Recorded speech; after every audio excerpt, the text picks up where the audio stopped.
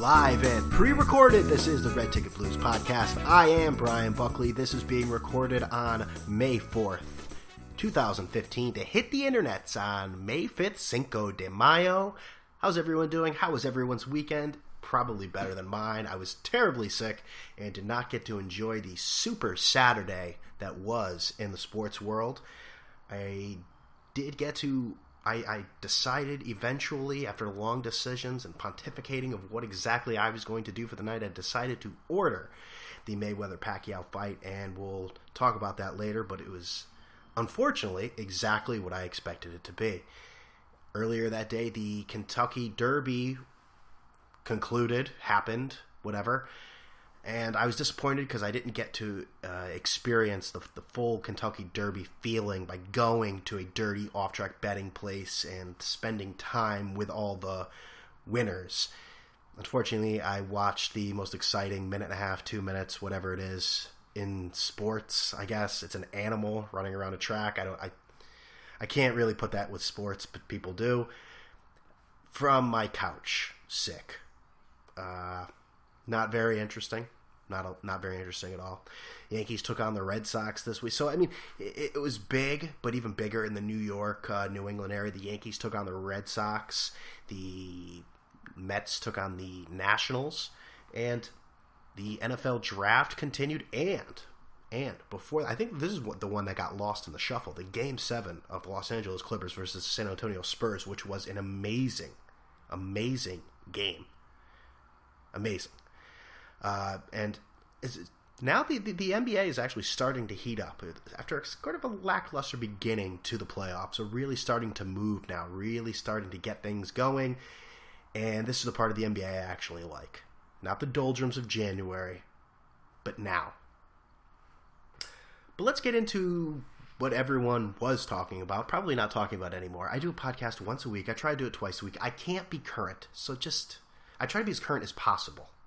Like right now, the Bulls are blowing out the Cavaliers. That won't be current tomorrow. This is old news. Anyways, we can get to the fight. The fight with Floyd Mayweather and Manny Pacquiao, the fight of the century. Now, I told you months ago on this podcast. What podcast? That's the Red Ticket Blues podcast, if you didn't know already. You could follow me at BrianBuck13. You can listen to the show iTunes, TuneIn Radio, YouTube, Stitcher. I only say this for people that have never listened to the podcast before, and if they're feeling it out in the first few minutes, just in case they want to listen to it later somewhere else. For all the regular listeners, I apologize that I have to whore and prostitute myself out like this. You don't deserve that. You deserve better, but you're still listening to me anyways. But the fight itself, I wrestled with myself. I wrestled with the fact that, and I wrote about this actually on redticketblues.com. I had to wrestle with myself about this. This was $100 for a fight where I knew what was going to happen. Like I said, months ago, I said, it's going to be Floyd Mayweather running around, dancing for 12 rounds, and winning a decision. I mean, I wasn't reinventing the wheel here. Many people knew this. Most people knew this. And if people were expecting something out of the ordinary, then they're crazy. I was disappointed in Manny Pacquiao. He came out passive. The entire time he was passive. He wasn't as aggressive as he normally is.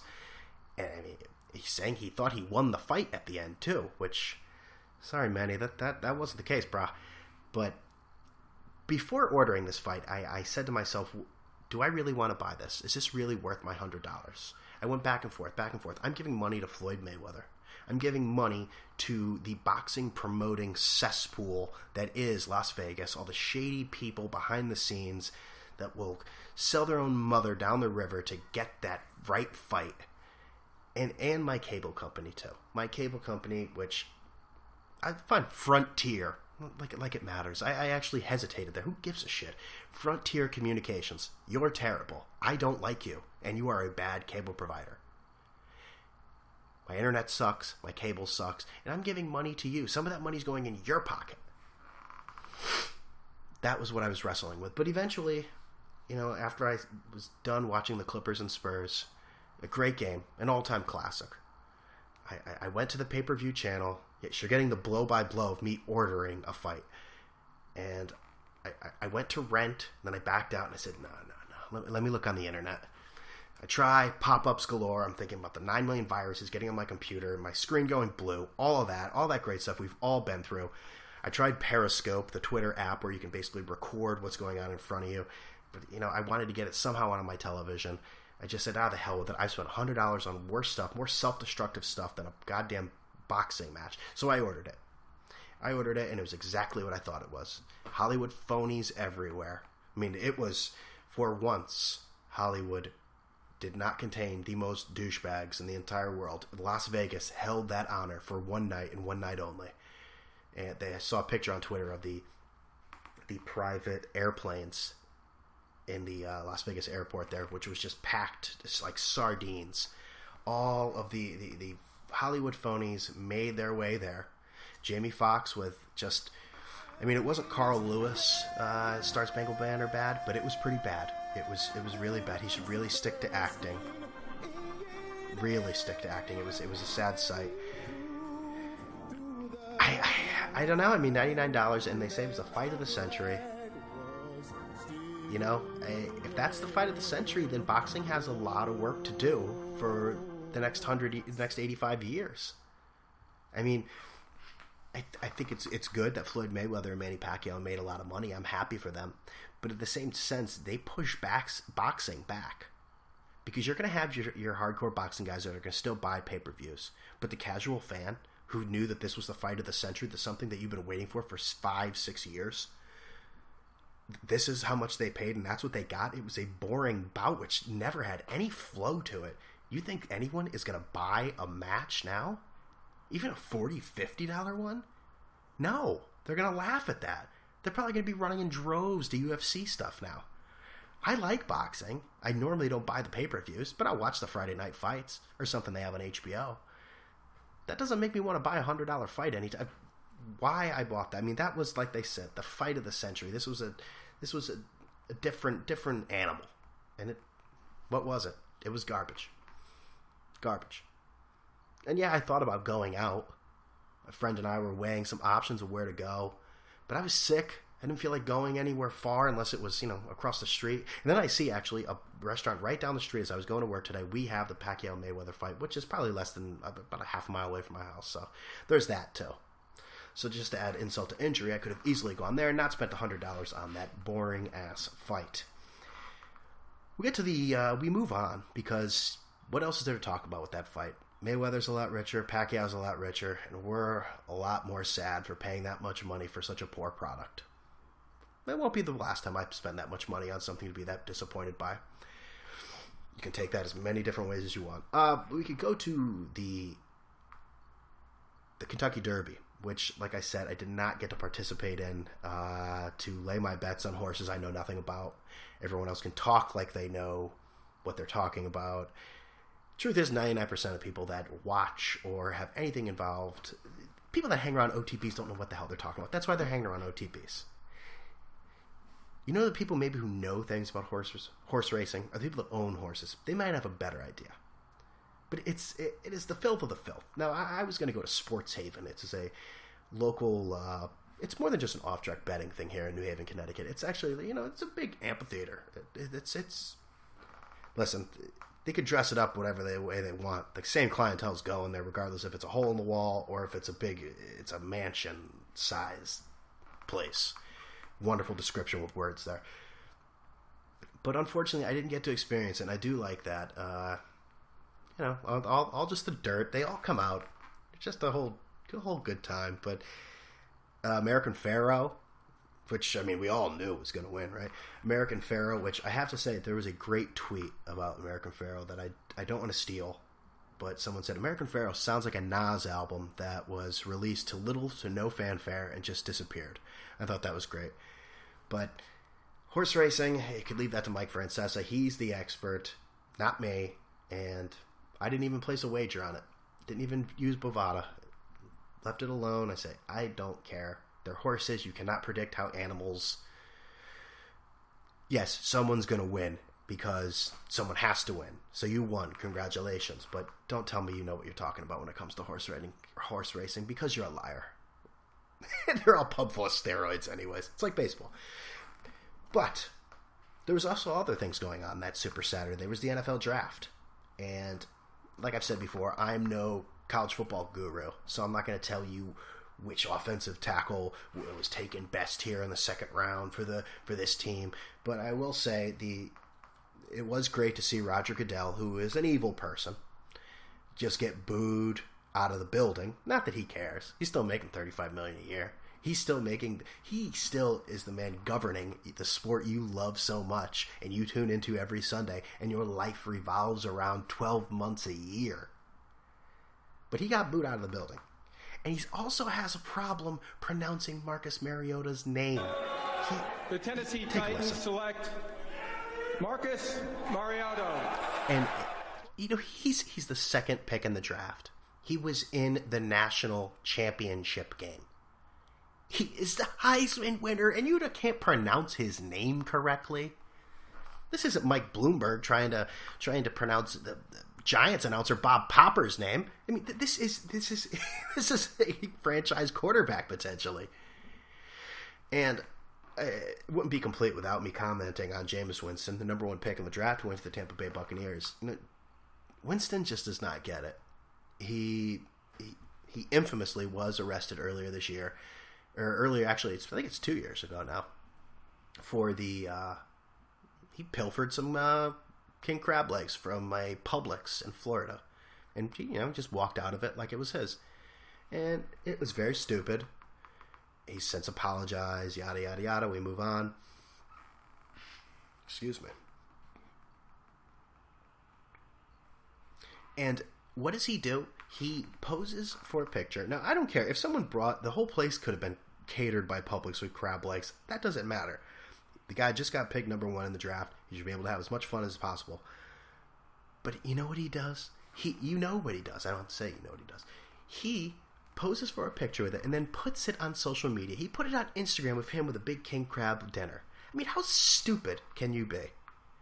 He later deleted it, and I guess he had some sort of interview with ESPN, a withstanding agreement that the number one pick gets interviewed by ESPN, but he delayed the interview. I was just reading it from Richard Dice of Sports Illustrated, that he delayed the interview and didn't want to do it right off the bat because he didn't like the way ESPN had actually been treating him. The coverage of him, the coverage where he's been accused of rape, and he's been exonerated of it criminally and now facing a civil case in regards to it. So Winston not off to the best start. He became an NFL player, 3 days ago? And he's already got 2 faux pas. I don't know, man. Jameis Winston, I want to say he seems like a nice guy. He seems like an idiot. And he's got all the talent in the world. I don't know what to say about him. I'm going to stand by what I said. By the time he's 30 years old, he will have spent at least one night in jail. Now, is that the worst thing in the world? Well, when you look at most NFL players, no, it doesn't. One night in jail, boy, that's like a choir boy. He should be handing out communion wafers with something like that. That's the NFL draft for you, though. We'll get into more of that as the summer goes on and we start putting the teams together. And they're outside, there really wasn't the big drama that everyone thought with the NFL draft. We all thought we were going to see something big. We thought we were going to see Chip Kelly, exchanging orphans for Marcus Mariota. Just all sorts of crazy picks. Everything was going to be topsy-turvy. The league turned upside down. Didn't happen. It was pretty status quo. Just went with it. Go with the flow. So we come in. The NFL draft comes and goes. We move on. We'll see you, NFL, when some player commits a crime very soon. And then we'll talk about the NFL again. It's almost like the NFL kind of likes that. It's like, oh, by the way, yeah, this guy committed a crime? Oh, did you check out who so-and-so picked up as a running back? Oh, wow, you know what? If you look at their running back and their offensive tackles, their offensive line there, and then you start talking about football again. I don't know. Maybe there's a method to Goodell's madness. Maybe that's what he wants. I don't know. But I mentioned this earlier, the NBA, as we move on to the second round of the NBA playoffs, the Clippers-Spurs game was an amazing game. Great series, too, by the way. I tried to see as much of it as I could. When you got 10:30 start times on the East Coast, I'm sorry. Old man Brian's not staying up for that. All right? Me and Mad Dog are in the same boat. Can they start these games earlier? But luckily that was on a Saturday night. And I'll tell you, Chris Paul, a guy who I like to rip all the time. He was a man. He had a hamstring injury, shot 9 for 13 with 27 points, 6 assists, 2 rebounds, 2 steals, hit the game-winning shot. Now, he's still a baby who cries after every play, but so is everyone in the NBA. That's sort of their thing. But I'll give it to Chris Paul. You know, I will give it to him. He played great, and he finally hit that big shot in that big moment. I've compared him to Tony Romo before, where he gets a lot of blame in late-game situations where it's not really his fault, because if you look at his numbers, they're masterful. They're masterful in big games. But he always makes some dumb play. He makes him. It's not to the degree of Tony Romo, but he always does something weird or something stupid. Not always, but much of the time. But he came up big. He came up big. And what does that mean for the Spurs? Is it the end of an era? Possibly. You got to think. I think Ginobili's done. Ginobili, I think he's had it. Does Duncan want to stay around? Because he is still a player. I mean, he's still at the age of 39. He can still play. But you also have to look at it and say, what is this team now? This team is not exactly what it was before. Am I going to stay around to rebuild? I'm 39 years old. Should I just call it quits now? I mean, no champion, 4-time champion, 4 times, 5 times, 4 times, wants to retire a full first-round bye. That'd be amazing. A first-round bye, he retires. Boy, that's ballsy, man. A first-round loss, especially to a team of divas like the Clippers. I give the Clippers credit for beating the Spurs, but they are not. They're not at the top of my list. I've mentioned this before. They're a Sports Center team. I feel like that whole team is made full of just athletes, and there's a few basketball players on it. I'll tell you this. I'm not a Blake Griffin fan, but the more I watch him, he's a huge diva, but he can hit that, that elbow shot a lot better than I ever thought he could. Again, these are the West Coast teams where I don't see as much, and I don't watch that much NBA during the regular season. What I see on SportsCenter is him doing big dunks, hanging on the rim, where he should be called for a technical. This is the old white man portion of the show, where he should be called for a technical, and just sort of the posing afterwards, and the stare down, the posturing. I like DeAndre Jordan on that team. He's an athlete, though. He's not really a basketball player. He's an amazing athlete. I like Jamal Crawford. He's a basketball player. And then there's Matt Barnes on that team. That is a guy who irritates me so much, and I don't know what exactly it is. I mean, he's yelling at Casey Jacobson the other day on Twitter. I don't know what that's all about. Tell him to eat a dick. Just because he said the ball shouldn't be passed to Matt Barnes, he's just giving an analysis. And Matt Barnes, who obviously is searching for his own name on Twitter, that's what you're doing after a game? You're searching your name on Twitter? Dude, get a life. Something about him really irritates me, though. Can't be all the tattoos, because there's so many guys with tattoos. They're tatted up all over in the NBA, so that's not it.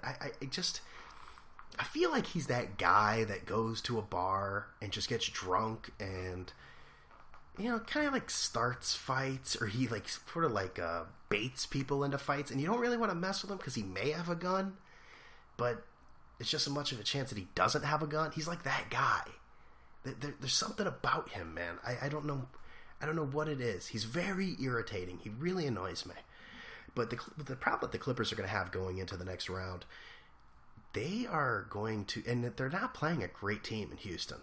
I don't think that team's, and Chris Paul, I believe is questionable tonight. We'll obviously know if he plays by the time you listen to this, but I think that they're a team that's not very deep either. They don't play that many guys, and they just used their big guys a ton of minutes in that first round. You got Paul on one leg. That's going to be interesting going forward, and I don't even think the Rockets are that good, but they may have a pretty good chance against this Clippers team just because I think they're going to be tired. I think they're going to be winded and exhausted, and I could see the Rockets winning the series. Again, I don't even think they're that good. But we move on. Let me turn over my notes. And you got the Grizzlies versus the Blazers, and the Grizzlies took care of the Blazers. The Blazers don't like Spanish players, but Marc Gasol and the rest of them took care of them. They never really stood a chance. Now, the Grizzlies are playing the Warriors now, and today Steph Curry was named the MVP of the NBA, and for whatever reason, I don't know why. I didn't hit my growth spurt. True story. I didn't hit my growth spurt probably till, junior year in high school, and now I'm just a chiseled 5'10" Adonis. 5'9" 3/4. 5'10". And I always used to root for the little guy. I mean, dude, I had a Muggsy Bogues jersey, and I wore that thing with pride.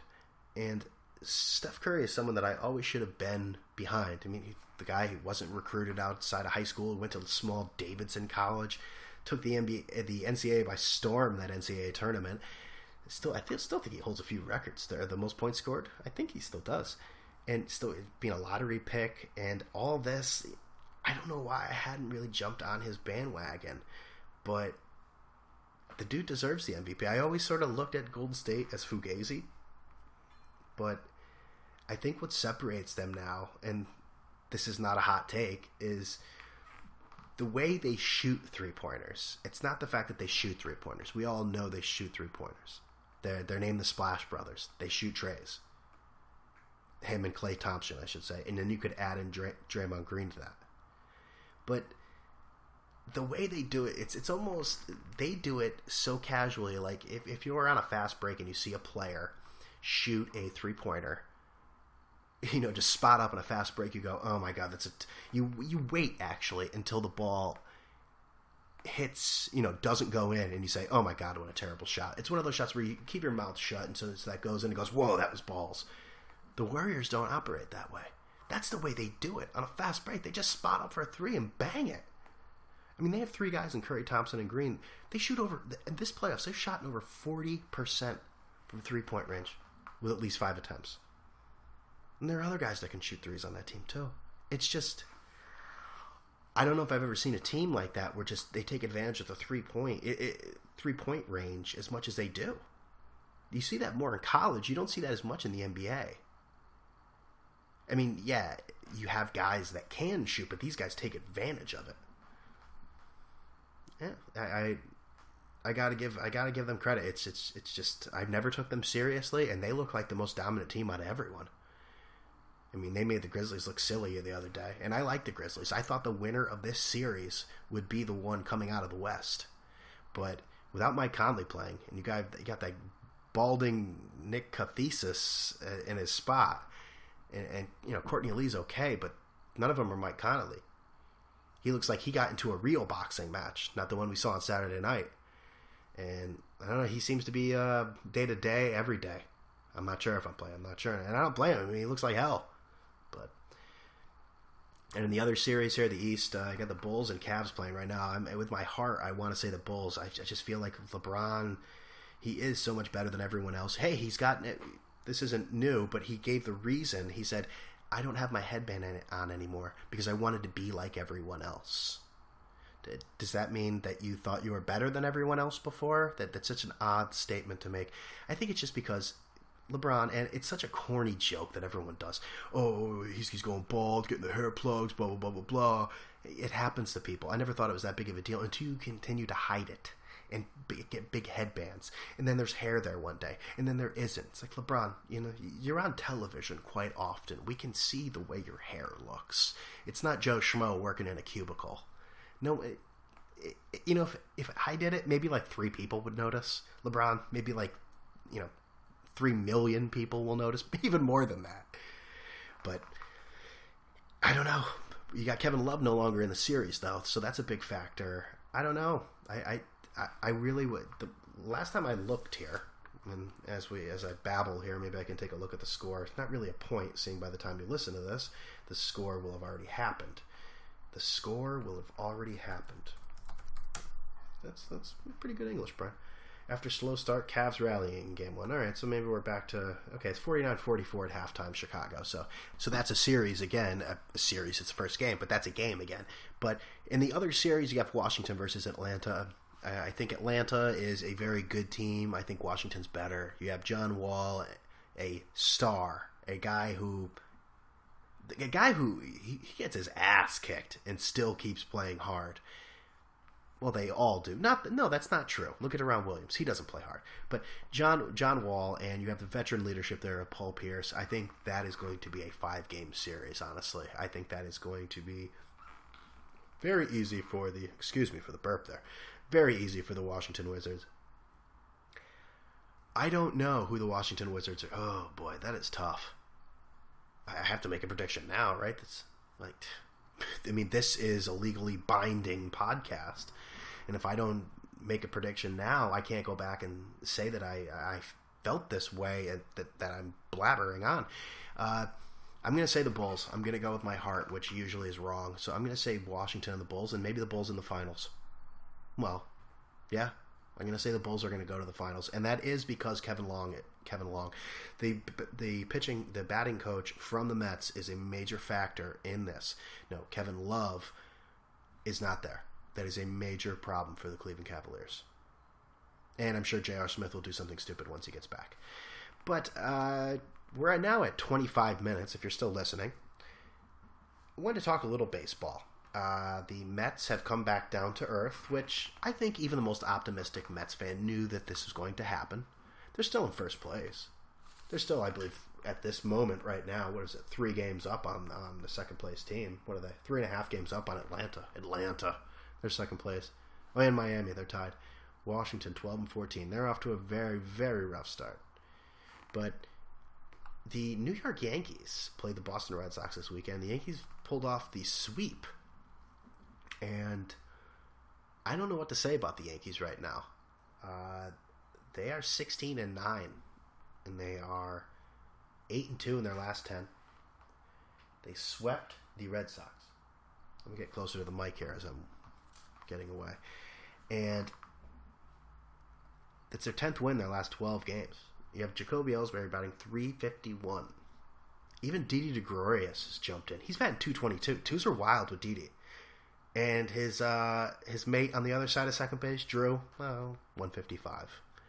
Bat your weight, Drew. We got to find out Drew's weight, just so we could say he's literally batting his weight. We'll have to do that. Maybe right now is not the right time, but I mean, wow. I can't believe what this team is doing right now. And they took advantage of some bad pitching from the Boston Red Sox. And the Red Sox, they're really going to have to make a trade. They face Masterson, who actually was pretty good on Friday. I mean, he's got an ERA net right now of 4.71, which is one of the best in their rotation.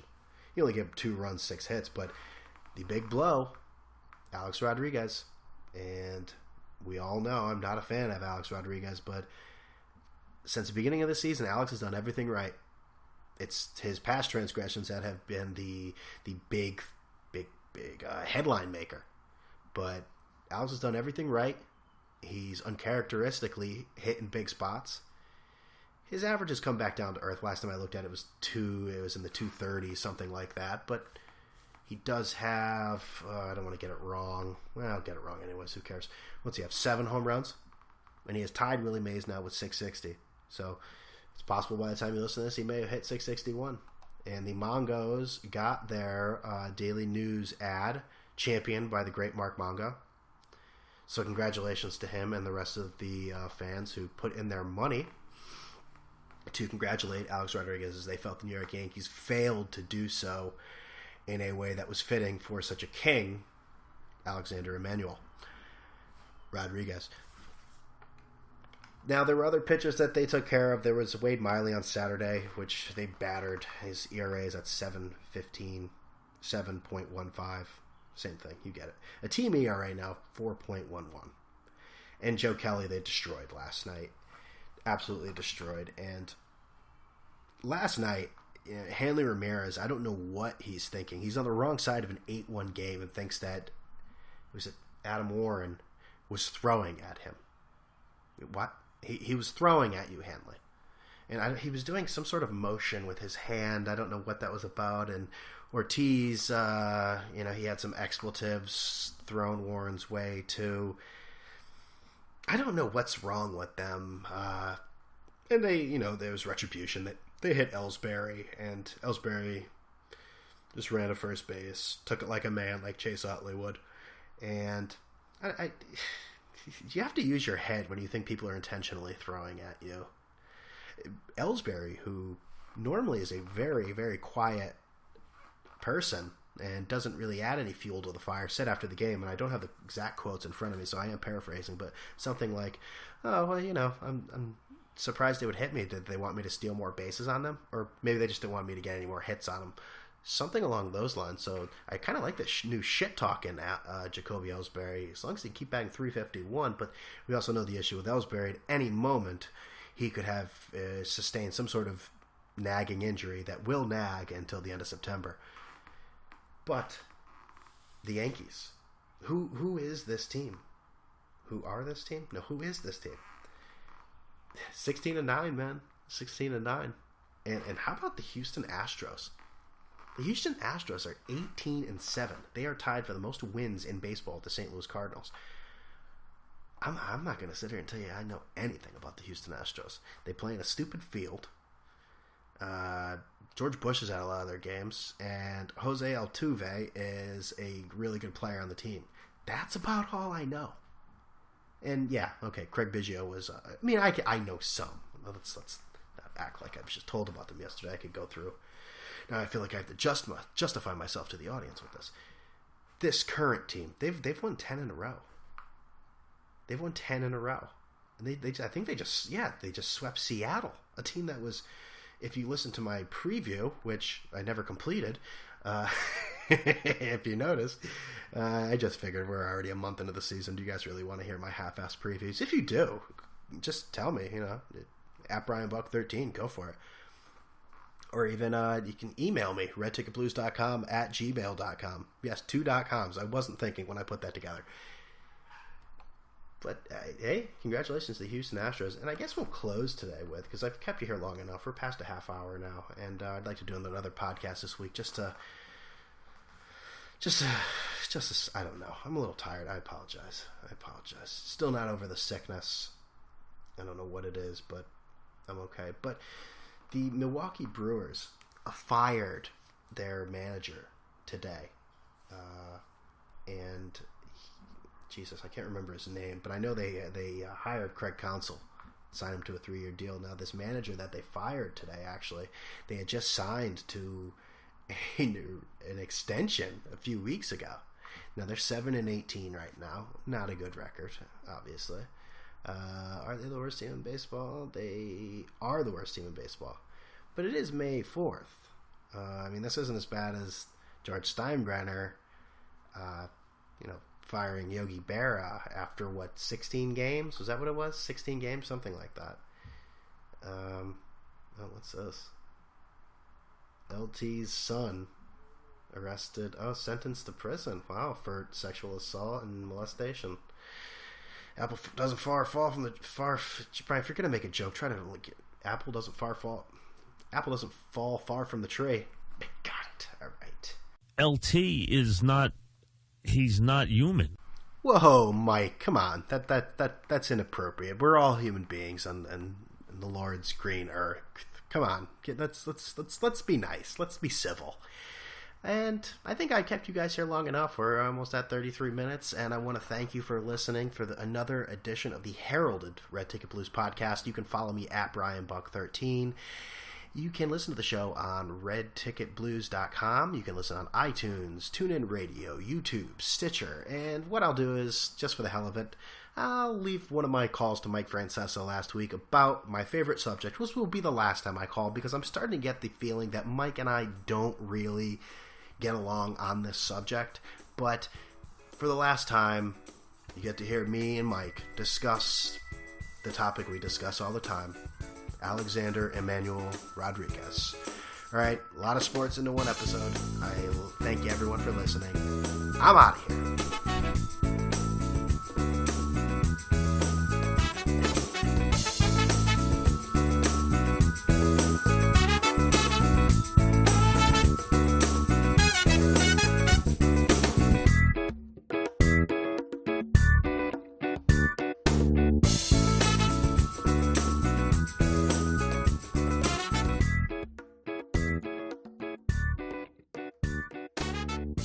Brian in New Haven, what's up, Brian?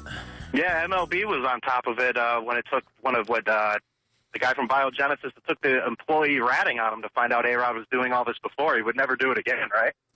Hey, my point is they could find it. Listen, that's a powerful. They paid a lot of money in cash last time to make sure they had testimony against him. They got a lot of money, and they went down and according to some reports, even had stuff stolen for them.